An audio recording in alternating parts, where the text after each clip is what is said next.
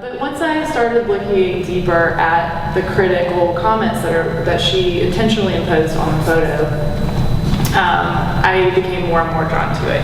I just recently became a creative, I guess you could say that, this year. I'm just turned 30 this year as well, so to put yourself out there like that, by the way, I design clothes, I have a clothing line, and I was never put myself out there in that sense. I mean, I took art classes and all of that, but I never had it out there for the public's view and the public's opinion and the feedback and the, somewhat more critical feedback and then the positive feedback and how I took that in stride with what it was that I wanted to make.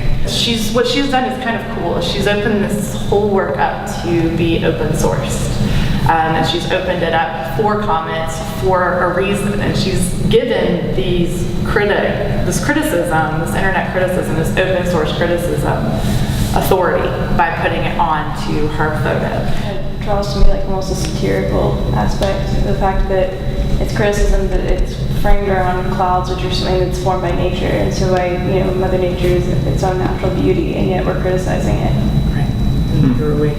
I think it's kind of humorous about art in museums and whatever they are in the first place, because the woman kind of realizes, you on the internet can say whatever it is that you want to say. I can get this piece in here, in this space, and get all these people, at 6 o'clock at night come here and talk about it. Mm-hmm. But not because, of anything that you did yourself, you have to ride on my back. And so the joke really is kind of on them at the end. So it's not even about like the piece. It's just kind of game. That she can sell this piece for a bunch of money, and maybe part of the reason that we're talking about it right now is that she was clever enough to make it different, put in their little words. Right. She's gonna make the money off of it, and it's gonna end up like not even being cynical about the money, right? It's gonna end up with recognition. It already has. And how? How? Oh, why? And I think that's the joke. She's turned their negative into a positive. Right. And she's kind of made her own reality, which is, I think, the end game when you have to come up with something. You listen and you evolve and you self-edit, and then you make your own reality. You make your truth, and that's what she's done. I think she's pretty brave for putting that and still printing it. I thought the same. I think that's my first thought. Very brave to say, well, this is a criticism, but I still believe in myself enough to go through with it and have it this way. And I'm going to show the criticism, but I'm still going to go through with the project. And I feel like that's an inner battle that I have with myself every single day, is what does society want, but what is my heart telling me? And she's like, here's these words these people wrote, but this is my heart, and here you go. And it's not small, it's ginormous. It's, and the size of the text compared to the size of the work, I think that it shows that she's like, okay, I'll take this criticism, but I'm still moving forward with the piece that I want to print. Yeah, she takes a big risk by doing that. Yeah, I definitely have mad respect for doing that, because I don't know if I would be that brave. I had a writing instructor, so I majored in journalism, and she said that she kept a box where she put all of her rejection letters into it, and it fueled her fire, so that she thought, well, the more I apply, the more rejection letters I get, that I also might get the job from it. So I think it's almost like, by her putting these comments on here, it's just fueling her fire to keep taking photographs and having people express opinions about them. So that's what it made me think of. Right.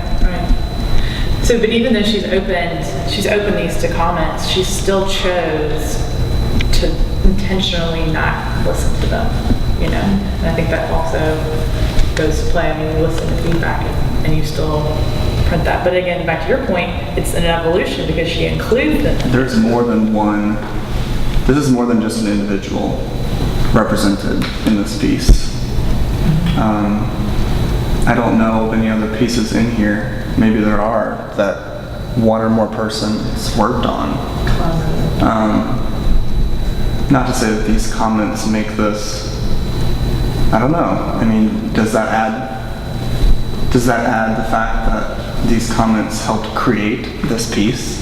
Or was the piece created and they just added it up? No, I don't know. Well, in my experience with the pieces, I viewed the comments. I didn't want to see the comments. I just wanted to see the piece. And obviously it was a piece before the comments. Are those trollers? I keep calling them trollers, but are those people in the comments? Are they creators? Why do we use that word? What does that mean? What's the opposite of create? Right, because I guess everyone, ultimately does work that is seen by other people and is adapted and interpreted by other people. Yeah. If anybody can be a photographer, and if anybody can be a critic, then if all of that's true, then what's the point of this place? The place that we're in. So, the point of the place that we're in, at least in my book, is to kind of institutionalize this experience and also de-democratize this experience and kind of take it away from the popular troll-ish kind of Facebook kind of thing, right? So does that make it?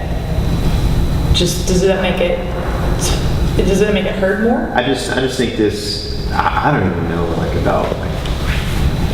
about the criticism at all. I just think that this piece is just about reinforcing this space in its political power, in economic power, in art and experience.